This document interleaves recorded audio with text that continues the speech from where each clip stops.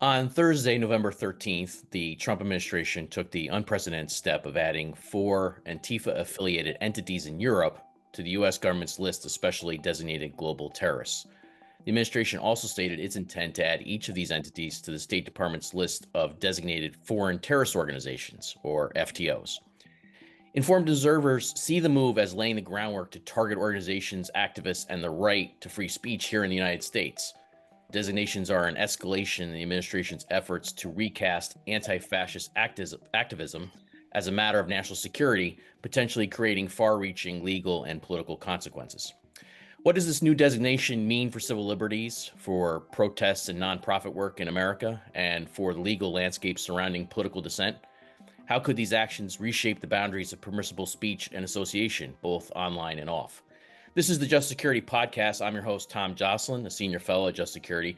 I've been in the counterterrorism field for more than 20 years, which certainly makes me feel old.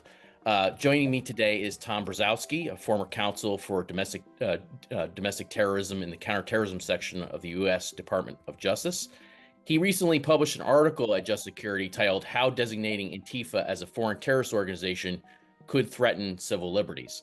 Tom published that piece with us in late October, and he clearly had this move and potential new moves in mind when he wrote it. Tom, thanks for joining us. Yeah, happy to be here. Thanks for the invitation.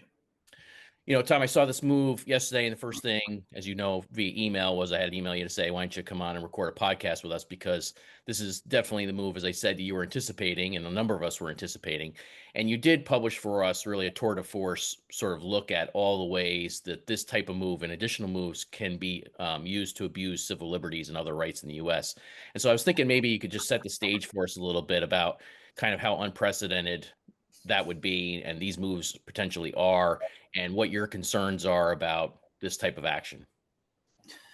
Yeah, sure, absolutely. And I think maybe the best approach is to scope back a little bit and assess where we are, and what got us to where we are today. So, as you know, in September, late September, the administration issued an executive order designating Antifa um, as a domestic terrorist organization. So that's something to kind of as a marker to hold. The administration then followed up a few days later with a national security directive, NSPM 7, which was titled Countering Domestic Terrorism and Organized Political Violence.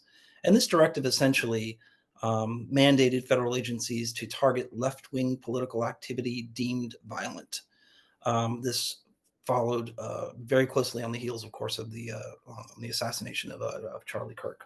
So these two instruments were out there, and being kind of digested by the broader legal community in terms of what they might mean, what they might pretend. Obviously, there are a wide number of organizations in civil society that were doing the very same thing to try to determine with some degree of precision what this might entail for their respective institutions. Now, as you rightly noted yesterday, we also now have a clutch of additional designations that we've got to sort through, and these relate to foreign-based entities that could be broadly construed to be aligned with Antifa activity. And these are all loaded terms of art, by the way, that we'll hopefully have a chance to distill, which will complicate the picture here a little bit. And so maybe we can get into a couple questions and to help the audience sort through what these new designations might portend for the future. And then I would certainly be more than willing to kind of give you not to be a prophet of doom, but to give you kind of a run through of what might transpire were the administration to designate Antifa writ large, as it were, as a foreign terrorist organization. But before we get there, it might be worthwhile to unpack precisely what the administration did yesterday in terms of designating these four entities, who they are, what they've been designated with, specifically, specially designated global terrorist designation, and what that means, and then what it might mean when they are designated as foreign terrorist organizations next week, next Thursday. Apparently, that's going to happen. That's a different series of designations, and that carries different potential implications. So that's a lot. I don't mean to dictate what kind of questions to ask or anything, but I think before Oh, I dive, those are all on before the agenda. Don't worry. Yeah, let's take a step back here, like you said. Let's take a step back first with the executive order designating quote unquote Antifa right, as a domestic terrorist organization. yeah, Let's take that piece by piece. First of all, there is no such thing as a designation for domestic terrorist organization under the law, right? This doesn't add any legal teeth to it, claiming that this, there are already all sorts of statutory authorities in place to go after acts of terrorism on American soil, but there's no like category within the U.S. government for domestic terrorist organizations that has like it's not the equivalent of a foreign terrorist organization, in other words. right. So, And that's why I wanted to start there. That's why I wanted to start there to kind of give folks a feel for what the legal architecture looks like. So I've just described two mechanisms whereby the administration can designate entities: the SDGT, Specially Designated Global Terrorist Organization designation, which is we'll talk about that in a second, and then the FTO designation process. Neither of those are in play when we're talking about purely domestic terrorist organizations. That is to say, there is no law presently that exists that would allow for the designation of a purely domestic terrorist organization. And so that does raise the question of what precisely does this executive order actually do? And from a legal perspective, it does nothing really. It's a legal nullity in the sense that, again, it does not confer additional investigative authorities on the FBI. It doesn't create some sort of new law that allows the government to go after domestic terrorism organizations or anything like that.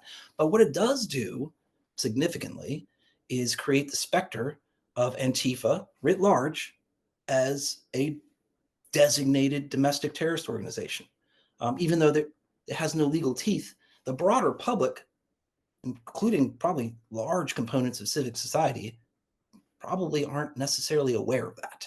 All they see is an executive order issued by the president, designated Antifa, writ large, by the way, not a discrete particular cell of Antifa, but the entire, all of Antifa, as they define it, as a domestic terrorist organization. And so that obviously creates a considerable chilling effect, all that cascades across civil society, which we'll talk about here in a bit. So that's the number one thing. So that's the EO. and let me just interject one quick thing there too. And you said as they define it.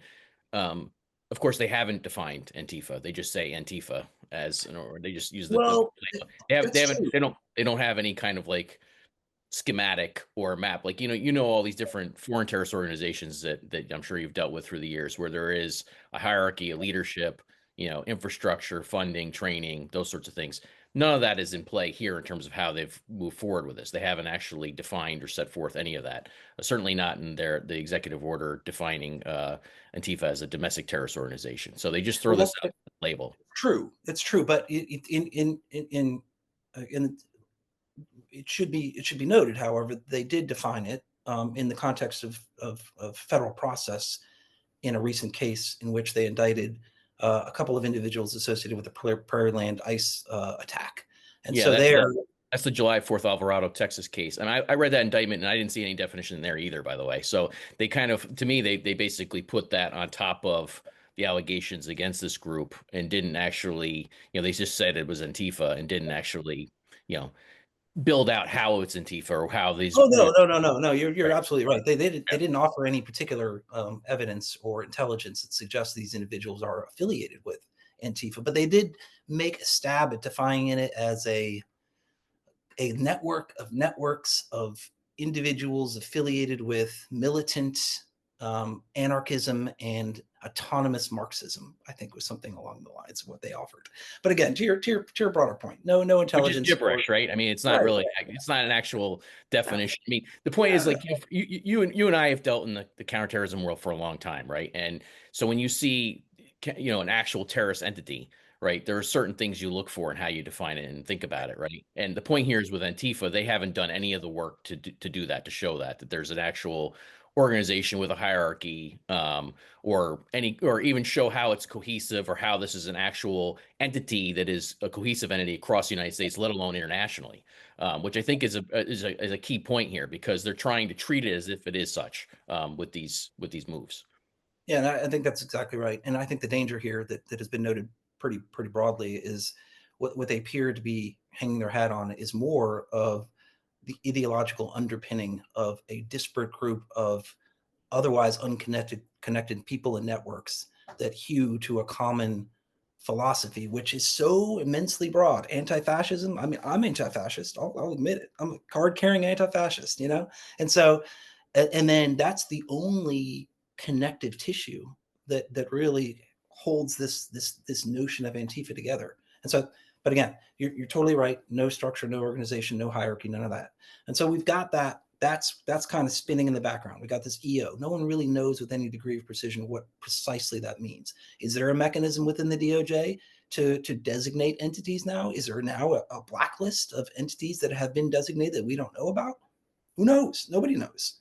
Are they going to publish this? Is they going to make it? Are we going to have some feel for what the criteria to make it on this list might be? We don't know because they haven't said anything more about it. So there's that spinning in the background, and then of course on its heels comes the NSPD um, 7, NSPM 7, sorry, which concerns this sort of ominous sounding countering domestic terrorism and organized political violence, which of course does the work of putting together the words domestic terrorism and organized political violence, and spelling out for people what they should JTTFs, what they should be on the lookout. Why is this important? Just a couple key things on this one that attracted my attention in particular detail. Directing the JTTFs to target organized political violence is pretty significant in the fact that consider who's on the JTTFs. It's not just local law enforcement, or I'm sorry, it's not just federal law enforcement. It's not just the interagency. The JTTF, by definition, includes, of course, state and local law enforcement. So by designating the JTTF as sort of the tip of the spear on this, what are you doing? You're in effect incentivizing state and local leaders to get on board with this particular directive and bring on board their respective authorities that now can be brought to bear in addition to the federal authorities that might be available. And then, of course, there's a lot of language in there directing the IRS and Treasury and other entities to leverage their respective authorities to root out what is perceived to be some sort of organized, orchestrated political violence, largely attributable to what we would understand to be a left-wing political agenda. Yeah, I mean, So when I that's read totally, I mean, when I read the National Security Memorandum and I wrote a piece about this, I mean, the big thing that if you're familiar with how Joint Terrorism Task Force and the FBI previously opened up investigations and did their work, there was a bright red line between political advocacy and even advocacy for noxious ideas on the one hand, and actual involvement or criminal activity surrounding violent attacks or any actual criminal attacks and criminal activity as defined by the law. And when I read the National Security Memorandum 7, which was obviously by the number, it's only the seventh one they put out so far, giving it how important they deem this to be, um, it crossed that line, right? I mean, there's a paragraph in there that lists a lot of different sort of ideological beliefs, including anti-capitalism, anti-Christianity, anti-Americanism, all sorts of things that are typically considered ideas that people could advocate without having any kind of involvement or advocacy for violence, by the way, or involvement in violence whatsoever. And yet now these are listed in National Security Memorandum 7 as indicia, supposedly indicia or indications of sort of a violent threat or political violence, right? And that crosses a line, to my mind anyway, in terms of how this all goes. So it was an escalation here, as you've rightly set forth here for us. You have first the designation or the executive order designating Antifa as a domestic terrorist organization. One of the reasons when you go through the literature on this that the FBI and others have not set forth such a list is because of the First Amendment concerns, because you very quickly can, and you find yourself on a slippery slope where you're violating groups or individuals' First Amendment rights if you go down that road. They started going down that road. They escalate that with National Security Memorandum 7, which now opens the door, to my eyes, to have these Joint Terrorism Task Force, which includes these cross-agency components, as you've said, to investigate entities and people for things that go beyond the normal violent or criminal activity that would normally, instigate investigations in the past. Now, I think if there's anything else you want to add on necessary memorandum 7 before we move on. Just the only thing I would note before we actually get to what we're supposed to talk about today, but this is good background. It's necessary background No, because I'm glad you went down this road. I mean, I think, I'm a nerd. I like to, go right to the new nerdy details. So this is good scene setting for the whole thing. So that's good. yeah, but remember, this is all taking the ether. This is all taking part in the atmospherics around this are not to be ignored either. There are statements by senior administration officials, the vice president, the president himself, suggesting that in organizations like Open Society, Ford Foundation, Soros Foundation, should be actively investigated. There are references by the vice president to specific NGOs and nonprofits like the Anti-Defamation League or SPLC that should be specifically investigated. That's not nothing. That, when read in the context of these two documents, it accelerates this latent, it's no longer latent, but palpable fear amongst many in the civic society that they could very well be next. And there's no way to know if you're not next. It's because of the vague nature of both these documents. So that's all I'll say about that. And so that kind of sets the table for, and then in my piece was more of a kind of a taking up a hypothetical. Should the administration choose to designate Antifa writ large, and I say writ large by without just the entire thing, just Antifa, defining it as broadly as possible, as a foreign terrorist organization, what implications might flow therefrom? And so that was my piece. But yesterday, as I noted before, we've got the administration now designating four entities as specially designated global terrorist entities. And let's Um, let's talk about your piece for a second before we even get to the four entities that are yeah, designated. sure, sure, sure. Because the reason why your piece is so important, I think, is that the domestic terrorist organization label put on Antifa on this executive order, as we've explained, doesn't have any legal teeth, right? There's no sort of playbook they can then unleash on organizations or entities with that label.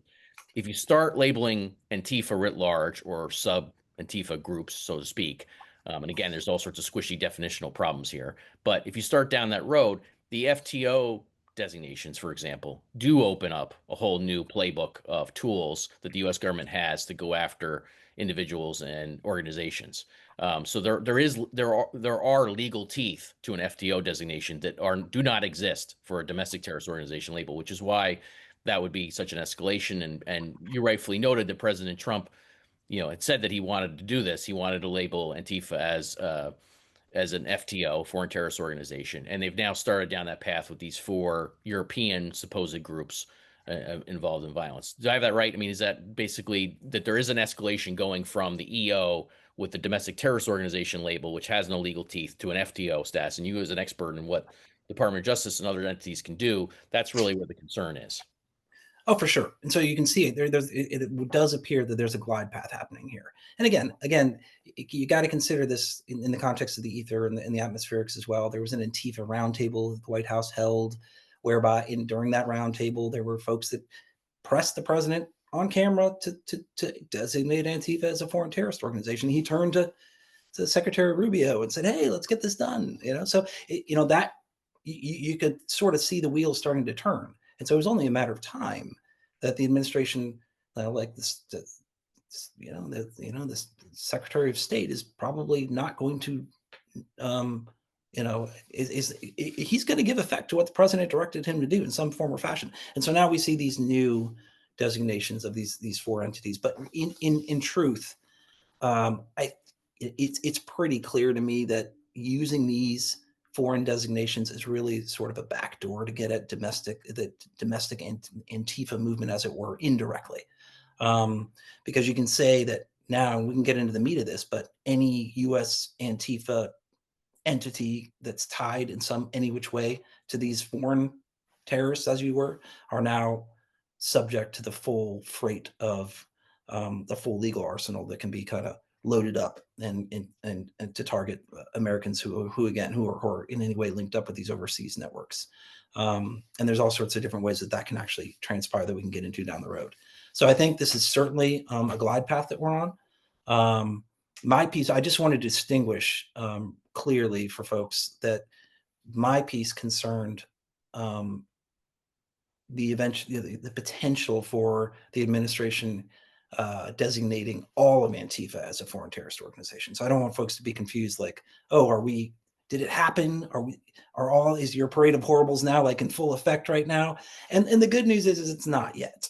There are still very real implications that are going to flow from what transpired yesterday, I suspect, especially when these entities are designated as foreign terrorist organizations next week, to be sure. But the whole, again, parade of horribles has not quite come to pass yet, because the entities that have been designated so far are fairly small networks that operate almost entirely in Europe and overseas.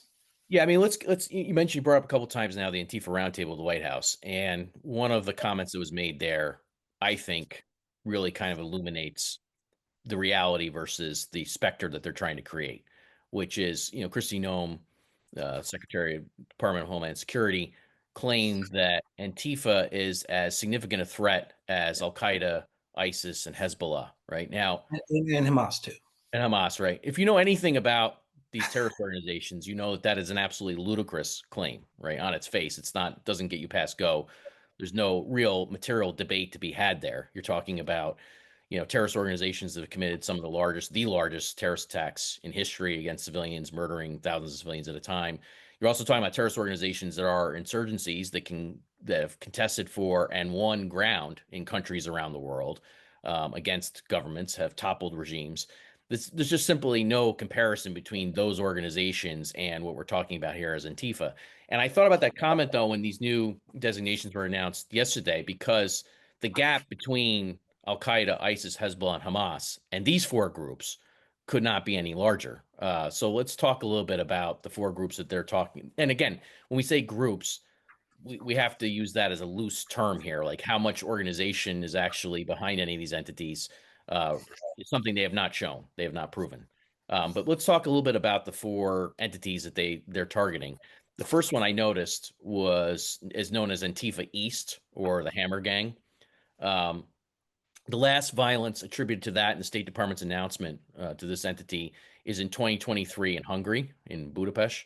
Um, Anybody who knows anything about that, I don't know if people know what that's all about, but that was, these Antifa adherents showed up as counter protesters to a rally that is organized by neo Nazis every February 11th of every year in Hungary, in Budapest.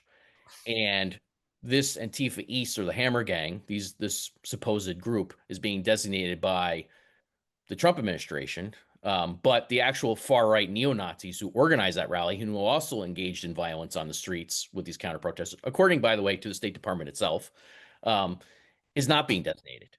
So Blood and Honor, which is the far right neo Nazi group that actually holds this rally every year in Budapest, has been designated by the Canadian government as a terrorist organization, as well as its armed wing, Combat 18. Has been banned in Germany, Spain, France. Well, France had some, hasn't been banned, I don't think formally, but has had some actions taken against it. In any event, to me, it sure shows the game here is afoot, right? Like they're going after what they claim is this international terrorist menace in Antifa. And the first group out of the box is Antifa East, or the Hammer Gang, which has been involved in very low level violence. I mean, there has been some violence attributed to it, and the German government has cracked down on it.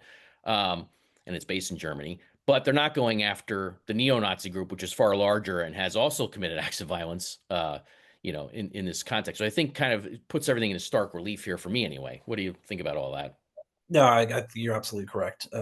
Again, and I think just starting with the notion that senior officials in government are affiliating or attempting to draw an equivalence between Antifa, which they really struggle to even define, and Hamas is ludicrous. And what it does is it underscores where we are with regard to counterterrorism operations in this current environment, and it's unfortunate. And this clearly is um, uh, a reflexive designation by the State Department. Well, in this case, the SDGT, of course, this is Treasury. The initial tranche are Treasury related, but the forthcoming FTOs will be out of state and next week, in order to give effect to what the president has directed. So this is, and again, this is the way this whole process is working is backwards. And the sequencing is all wrong here. I mean, typically you're going to have an intelligence picture that is drawn up, a dossier compiled by State Department, based on real national security threats to the United States. That's one of the factors for an FTO designation, by the way. Um, and then Well, just on that's that point, Tom, just on that point, Tom, yeah. one of the omissions, right, in the announcement, and I noticed this right away too, as I'm sure you did, is that there are no alleged attacks on Americans or No, against Americans no, in this announcement. And there's no plots against Americans no, or not Americans. whatsoever. And there's no Uh, American involvement whatsoever. right, These are all right, discrete, like fairly localized networks that operate overseas. I'm not marginalizing the violence that's attributed to sure, them. There is violence attributed to them, to be sure. But again, you got to make a showing that there's a national security threat to the United States. That's one of the factors here. For the FTO piece anyway. right. I don't see that here. I don't think any professional, and I think even the folks at state know this, and I don't want to speak for them, and they're doing their best, I'm sure, but come on, they're put in a bind. They got to deliver, or else they're going to get fired. And that's unfortunate that's how the process is working. But the sequencing is all backwards at this point. And that's dangerous because this is really political theater is what this is. This is giving effect to a presidential directive, in it's looking to appeal to their base. And again, I don't want to get too far afield from the main conversation here, but I think it's important to note also I'm not suggesting that the spasmodic violence we've seen since the president's inauguration is not real. It's a thing.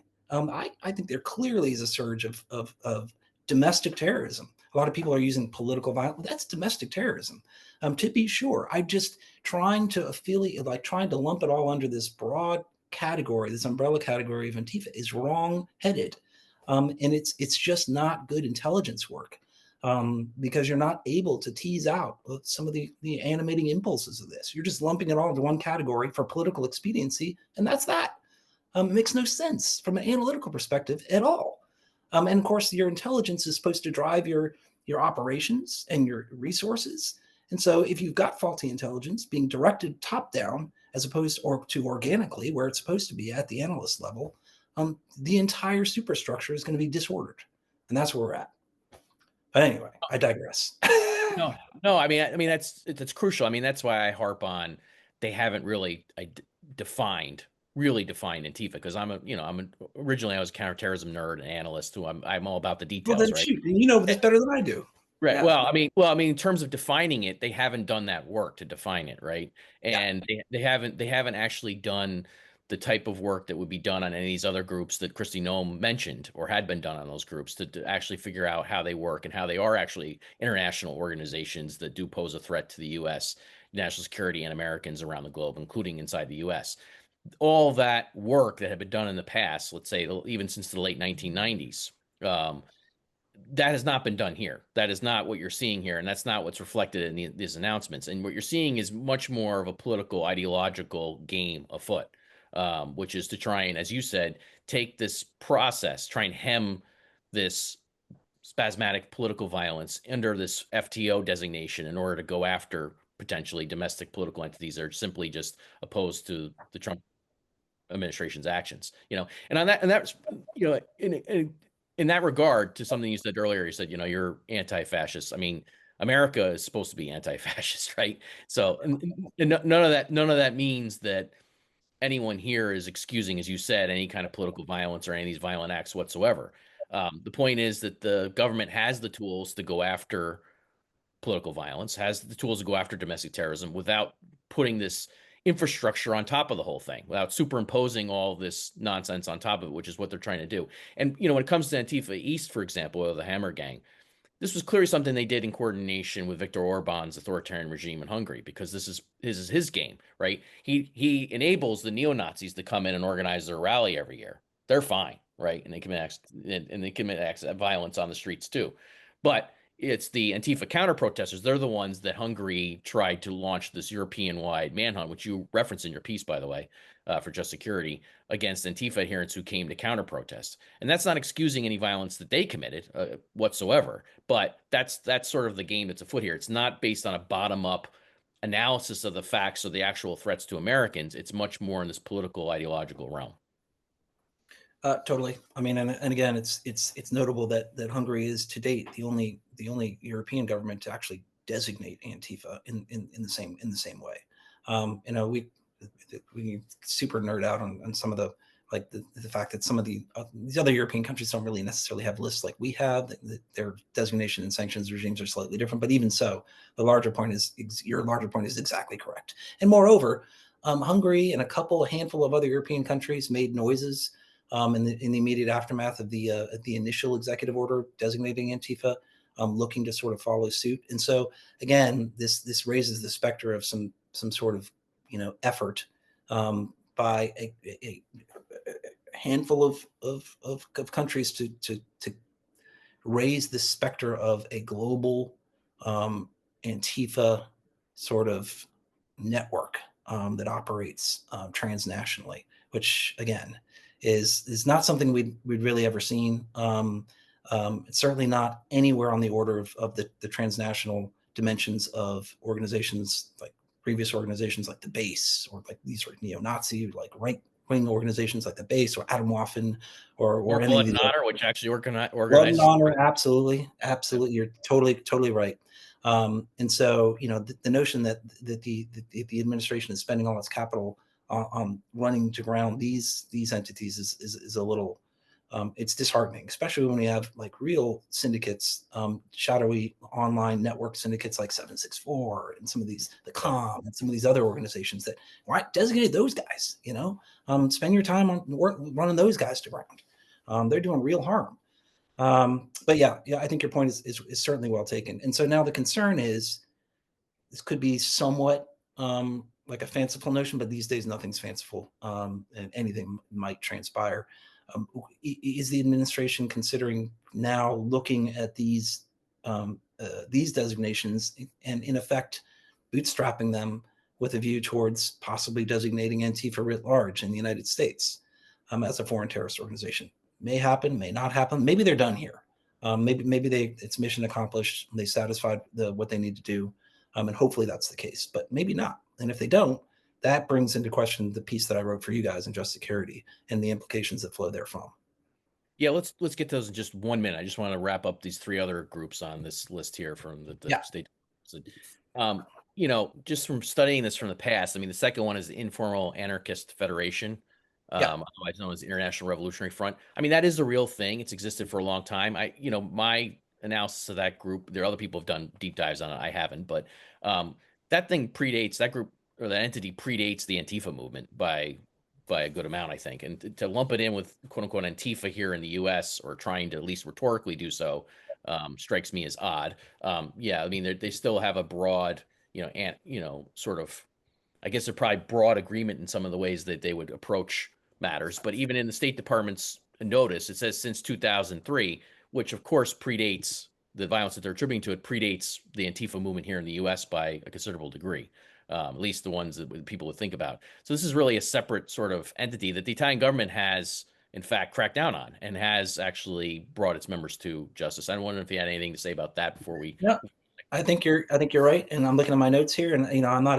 I've certainly studied a lot of these organizations over my many years, but I can't pretend to be like a super expert on it. But even so, just some cursory research on these organizations suggests exactly what you're saying. I mean, consider the two Greek groups that were Yep. similarly sanctioned. Same situation. But it's interesting to note that again, there was a time when the U.S. actually did designate some of these similar Greek institutions, some left wing anarchist sort of collectives. But you know why they designated them back in the 70s and 80s? Because they assassinated U.S. officials. Like they murdered them overseas. Here, they're again sanctioning or designating these small tiny collectives that are engaged in some violence, to be sure, in Europe, but it's very localized. And then suggesting that this is part of some sort of broader, as I said before, broader global enterprise. I mean, again, let's consider the atmospherics. There's been a lot of discussion by senior officials about leveraging things like RICO, for example, where you got to prove the enterprise in fact, and suggesting that, again, this is all suggesting or hinting at some sort of shadowy global network that exists, which is absurd, as you and I both know, and most counterterrorism officials know full well. Yeah, I mean, just to put a fine point on it before we move back to your piece and wrap up with that analysis, which I think is really crucially important.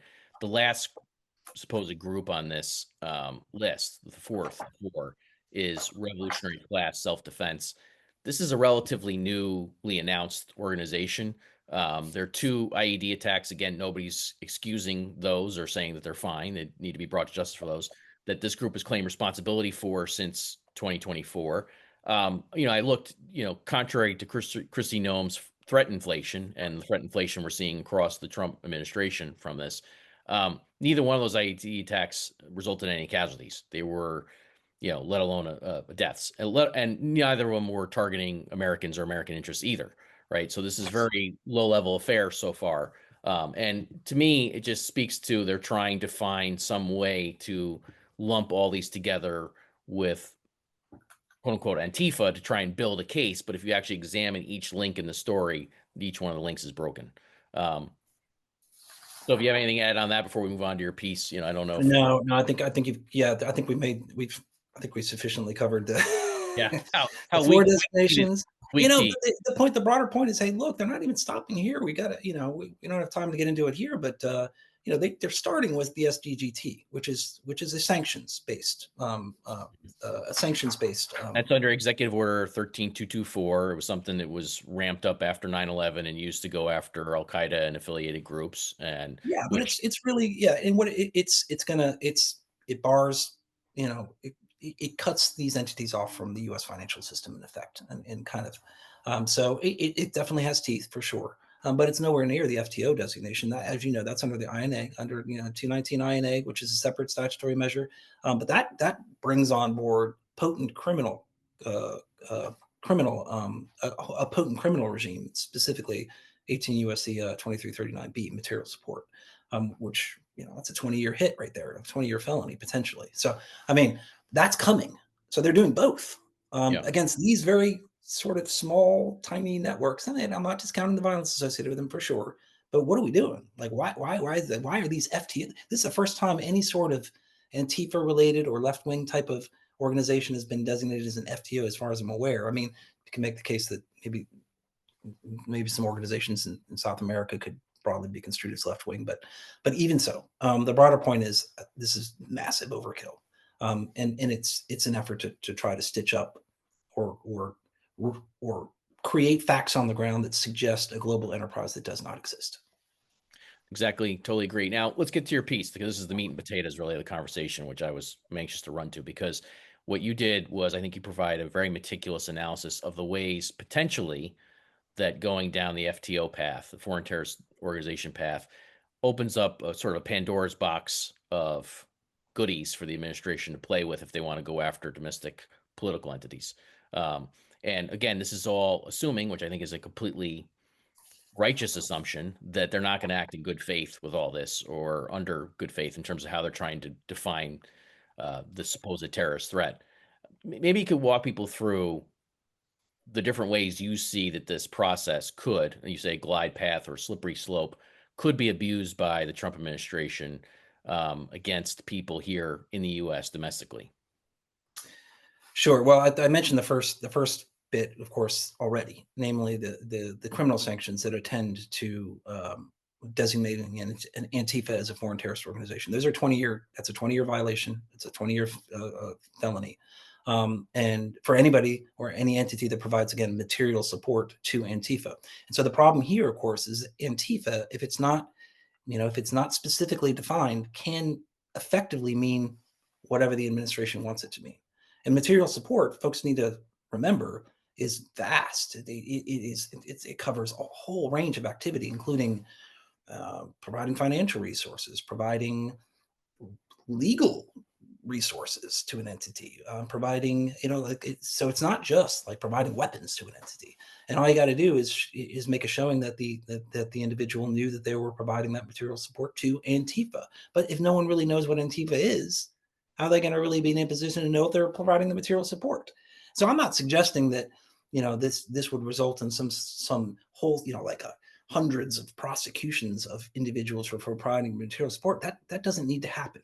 It just needs to introduce the specter of a potential investigation, criminal investigation, and then they've done their work. That's all they need to do. And as I note in my piece here, consider the tremendous strain that would put on any individual organization just by being under active FBI investigation. You'd be effectively bankrupted right out of the gate. So, and then you're in the institutional, the loss of like your public facing institutional, the publicity associated with it. If you're under active investigation by the FBI as potentially providing material support to a foreign terrorist organization, like what, that's not good. And then quickly running through the other again, I do feel like a prophet of doom here a little bit, but All right. These are you were clear. These are hypotheticals. That this is like, these are hypotheticals. It hasn't happened yet, and hopefully we won't get here. But there are immigration consequences that a lot of folks probably need to consider. Again, under the INA, any non-citizen who's a member or representative of a designated foreign terrorist organization is automatically going to be inadmissible. It can be removed. You could be denaturalized. Naturalized U.S. citizens potentially could be denaturalized. And again, that's if they are found to be affiliated with a foreign terrorist organization. But if you don't know with any degree of precision what Antifa is, how do you know whether you might inadvertently be affiliated with Antifa? Like what if you go to an ICE protest, like an anti-ICE protest? Like what if is that a sufficient basis? I mean, it's really the fear that this engenders more than anything that I think is the biggest harm. But then there's also potential, like if you're an institution, any institution, a civic organization, non-governmental organization, academic institution, consider the civil liability that might attach under the Anti-Terrorism Act, because this would allow anybody that is injured by reason of an act of international terrorism committed by a designated FTO to sue for triple damages and attorney's fees.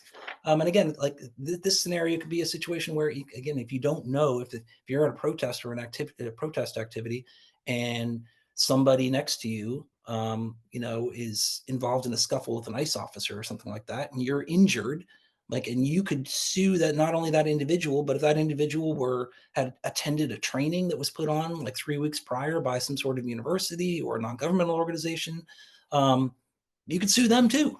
And again, even if the suits are don't go anywhere, it's the specter of litigation that's going to cause a cascading effect across society. Because a lot of these institutions, they have to get insurance. They're how do you measure risk in that type of scenario if you're an underwriter?